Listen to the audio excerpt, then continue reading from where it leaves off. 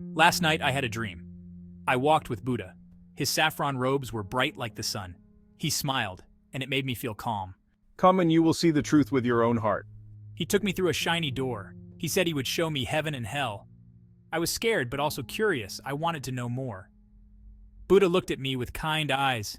The air felt heavy as we got close to the first hall. It felt strange, like a mix of sadness and wanting. This is the first look, my to selfish people. I felt a chill as we walked into a dark room. The hall was filled with tables laden with sumptuous food.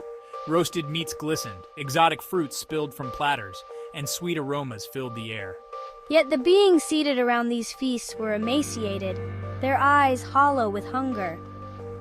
Their hands, withered and skeletal, clutched chopsticks that were longer than their arms. They stabbed desperately at the food, but their tools were too long to bring anything to their mouths. Agony twisted their faces, their cries of frustration echoed through the hall. These souls are trapped by their own greed. In life they hoarded and grasped, unable to share even a morsel. I watched a ghost attempt to spear a plump grape, its juice shimmering like a jewel. The chopstick, an extension of its own selfishness, fumbled again and again. The grape rolled away, mocking its hunger. I understood then the depth of their suffering. It was a torment not of lack, but of their own making. Their hearts are as empty as their stomachs. Buddha placed a gentle hand on my shoulder. They are prisoners of their own desires.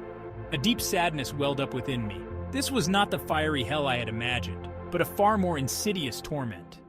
We moved towards a warm light emanating from the far end of the hall. The air grew lighter, filled with laughter and the gentle murmur of conversation.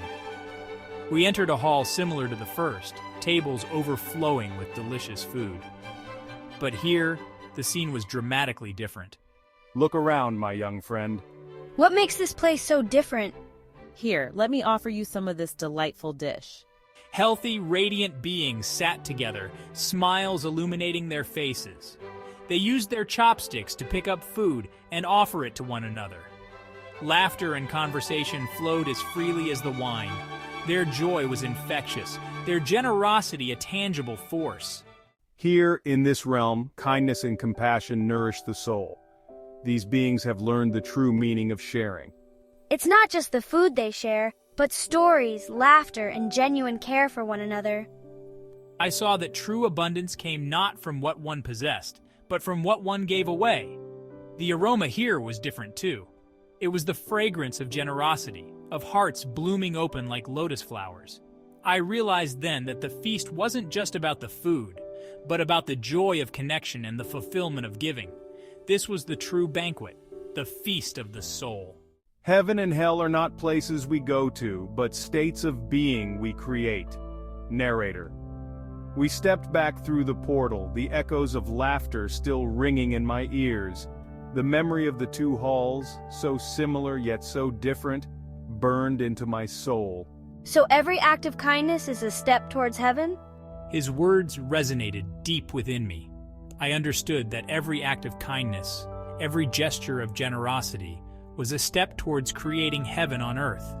Conversely, every selfish act, every unkind word, contributed to the suffering of the world and ourselves. The choice, I realized, was ours to make in every moment.